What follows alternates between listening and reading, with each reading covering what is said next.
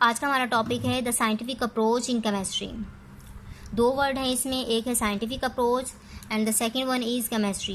Chemistry के बारे में मैं आप लोगों को पहले भी बता चुकी हूँ, दोबारा बता देती हूँ। Chemistry is a branch of science in which we study structure of matter, properties of matter and composition of matter. Second word है इसमें साइंटिफिक अप्रोच। ये आज का हमारा मेन टॉपिक भी है कि साइंटिफिक अप्रोच क्या है। साइंटिफिक अप्रोच असल में साइंटिफिक प्रॉब्लम्स को सॉल्व करने के लिए जिस मेथड का यूज़ किया जाता है उसे साइंटिफिक अप्रोच कहते हैं। जितनी भी साइंटिफिक प्रॉब्लम्स हैं उनको जिस मेथड के थ्रू हम सॉल्व करते हैं वो साइंटिफिक अप्रोच कहलाता है। तो क्वेश्चन यहाँ पे ये रेज होता है कि फिर ये साइंटिफिक प्रॉब्लम्स क्या हैं।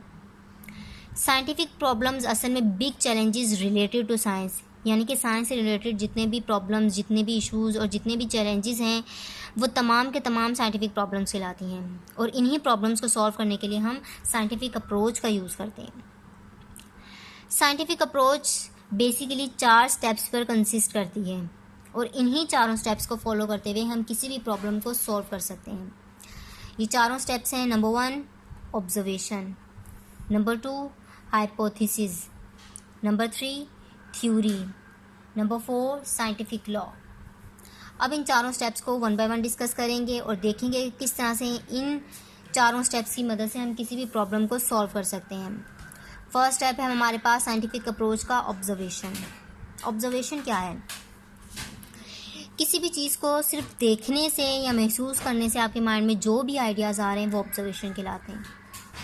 इसके लिए किसी एक्सपेरिमेंट की ज़रूरत नहीं होती, कोई प्रूव करने की ज़रूरत नहीं, सिर्फ देखने से, जो महसूस करने से आपने बता दिया वो सब ऑब्जर्वेशन कहलाता है। फॉर एग्ज़ाम्पल मेरे हाथ में एक मार्कर है, अगर मैं ये कहूँ कि इस मार्कर को ज़रा देख कर ऑब्ज़र्व करें, अपनी ऑब्जर्वेशन दे, तो इस मार्कर को देख कर आपने क्या ऑब्ज़र्व किया है? यही कि इसकी एक ग्रे कलर की कैप है, डार्क ऑरेंज कलर की इसकी बाकी बॉडी है और मे बी ये प्लास्टिक का बना हुआ हो।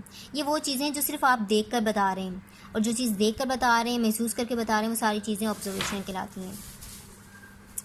दूसरी बात यह है कि इस मार्कर को देखकर आपकी जो ऑब्जर्वेशन है हो सकता है वो मेरी ऑब्जर्वेशन से अलग हो। मैं इस मार्कर को देखकर कुछ और ऑब्जर्व कर लूँ और कोई थर्ड पर्सन अगर इस मार्कर को देखकर कुछ ऑब्जर्व करना चाहे तो उसकी ऑब्जर्वेशन हमारी ऑब्जर्वेशन से अलग हो। तो ज़रूरी नहीं है कि तमाम इंसान किसी भी एक चीज़ के ऊपर अगर कुछ देख कर महसूस करें तो उन तमाम की ऑब्जर्वेशन एक जैसी हो। ऑब्जर्वेशन वैरी करती है फ्रॉम पर्सन टू पर्सन। एक और बात कि किसी भी साइंटिफिक प्रॉब्लम पर कोई एक साइंटिस्ट भी अपनी ऑब्जर्वेशन दे सकता है, किसी एक प्रॉब्लम पर 2 साइंटिस्ट भी अपनी ऑब्जर्वेशन दे सकते हैं और ग्रुप ऑफ साइंटिस्ट भी अपनी ऑब्जर्वेशन दे सकते हैं। अगर हम इसको एग्जाम्पल से समझना चाहें तो यूँ समझ लें कि जैसे एक वक्त था जब इतनी डेवलपमेंट नहीं हुई थी और इतनी मेडिकेशन नहीं थी, तो उस ज़माने में मलेरिया की बीमारी बहुत फैल गई थी। उस वक्त मलेरिया के लिए कोई मेडिसिन भी इन्वेंट नहीं हुई थी।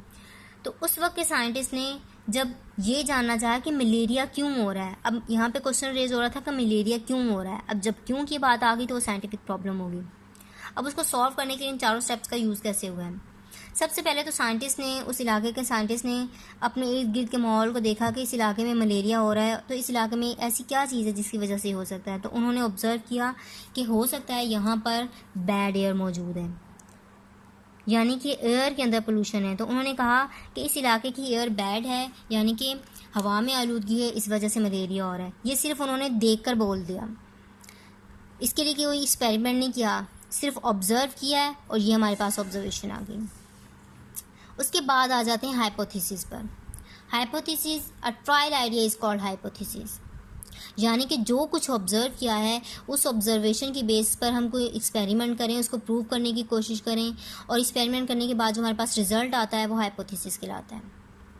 जैसे साइंटिस्ट ने कहा कि बैड एयर की वजह से मलेरिया हो रहा है, तो उन्होंने इसके ऊपर रिसर्च करने का सोचा।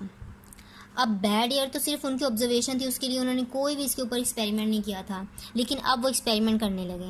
उन्होंने क्या किया? फॉर एग्ज़ाम्पल उन्होंने 2 इलाके ले लिए। एक इलाके के अंदर वहाँ के लोगों को जब ऑब्ज़र्व किया, उस इलाके के मलेरिया पेशेंट को देखा।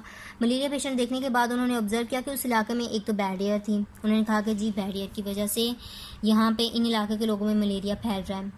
फिर उन्होंने दूसरे इलाके को देखा, दूसरे इलाके में जो मलेरिया पेशेंट थे उनको देखा और उनकी हिस्ट्री चेक की, तो उन्होंने देखा कि उस इलाके में वाटर तो फ्रेश है लेकिन फिर भी मलेरिया के पेशेंट हैं। तो अब ऐसी क्या बात है कि यहाँ पर बैड एयर की वजह से मलेरिया था, तो यहाँ पर तो बैड एयर है भी नहीं लेकिन फिर भी फ्रेश एयर है, लेकिन उसके बावजूद यहाँ पर मलेरिया पेशेंट हैं। तो उन्होंने इसके ऊपर तहकीक की, मज़ीद तहकीक की कि फिर ऐसी क्या वजह हो सकती है कि इन दोनों इलाकों में मलेरिया पेशेंट है। तो फिर उन्होंने देखा कि यहाँ पे वाटर में इशू आ रहा है, यहाँ का वाटर गंदा है, दोनों इलाकों में वाटर गंदा होने की वजह से उसमें मॉस्किटोज़ पैदा हो रहे हैं जिसकी वजह से मलेरिया हो रहा है। तो पहले तो उन्होंने सिर्फ ऑब्ज़र्व किया कि बैड एयर की वजह से हो रहा है, इसके लिए कोई एक्सपेरिमेंट नहीं किया, ये उनकी ऑब्जर्वेशन थी। इसी ऑब्जर्वेशन के ऊपर अब उन्होंने रिसर्च की, एक्सपेरिमेंट किया। इस एक्सपेरिमेंट के रिज़ल्ट में उन्होंने कहा कि नहीं, मलेरिया बैड एयर की वजह से नहीं, मलेरिया गंदे पानी में मौजूद मॉस्किटोज़ की वजह से हो रहा है। अब ये उन्होंने जो एक लाइन बोल दी, ये इनके पास हाइपोथेसिस आ गया। उसके बाद हम नेक्स्ट स्टेप पर चले जाते हैं, थ्योरी। थ्योरी क्या है?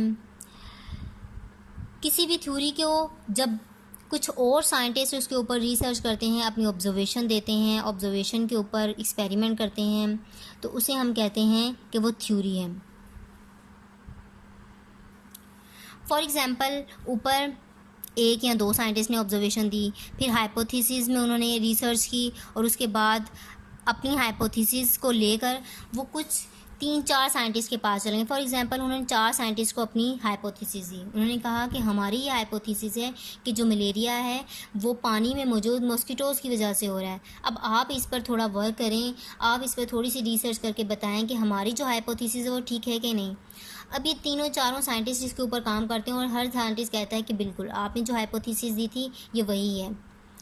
दूसरा साइंटिस्ट भी यही कहता है कि आपकी हाइपोथेसिस ठीक है, थर्ड साइंटिस्ट भी यही कहता है और फोर्थ साइंटिस्ट भी यही कहता है। जब इस एक हाइपोथेसिस को ये इतने साइंटिस्ट अप्रूव करते हैं तो ये हाइपोथेसिस थ्योरी बन जाती है। मींस के हाइपोथेसिस को जब और साइंटिस्ट अप्रूव करते हैं, उस पर ऑब्जर्वेशन और एक्सपेरिमेंट करके अप्रूव कर देते हैं, तो वो हाइपोथेसिस थ्योरी बन जाती है। लास्ट स्टेप आ जाता है इसमें साइंटिफिक लॉ। थ्योरी को कुछ साइंटिस्ट अप्रूव करते हैं, लेकिन साइंटिफिक लॉ में इस थ्योरी को बहुत सारे साइंटिस्ट जो हैं अप्रूव करते हैं। थ्योरी को वर्ल्ड वाइडली भेज दिया जाता है, उसके ऊपर कोई भी साइंटिस्ट अपनी रिसर्च दे सकता है, कोई भी साइंटिस्ट उसके ऊपर काम कर सकता है। उस थ्योरी को जब बार बार टेस्ट किया जाता है, बार बार उसके ऊपर एक्सपेरिमेंट किए जाते हैं और उसके बाद भी उसका वही रिज़ल्ट हो, तो वो थ्योरी साइंटिफिक लॉ बन जाती है। तो ये आज का हमारा टॉपिक है। इन चारों स्टेप्स को एक बार फिर समराइज़ कर लेते हैं। Number 1, observation. ऑब्जर्वेशन बज़ाहिर किसी चीज़ को देखने से, महसूस करने से आप उसके बारे में, आपके माइंड में जो भी आइडिया आता है वो ऑब्जर्वेशन कहलाता है। इसके लिए कोई एक्सपेरिमेंट की ज़रूरत नहीं है। उसी ऑब्जर्वेशन के ऊपर जब एक्सपेरिमेंट किया जाता है तो एक्सपेरिमेंट से जो रिज़ल्ट आता है उसे हम हाइपोथेसिस कहते हैं। हाइपोथेसिस के ऊपर जब कुछ साइंटिस्ट काम करते हैं और वो साइंटिस्ट अपनी ऑब्जर्वेशन, अपने एक्सपेरिमेंट से उस हाइपोथेसिस को अप्रूव करते हैं, तो हाइपोथेसिस अब थ्योरी बन जाती है। इस थ्योरी को जब बार बार टेस्ट किया जाता है और बार बार इसके ऊपर एक्सपेरिमेंट किए जाते हैं और हर बार ये अप्रूव होती है, तो ये थ्योरी अब साइंटिफिक लॉ बन जाती है। ये आज का हमारा टॉपिक था।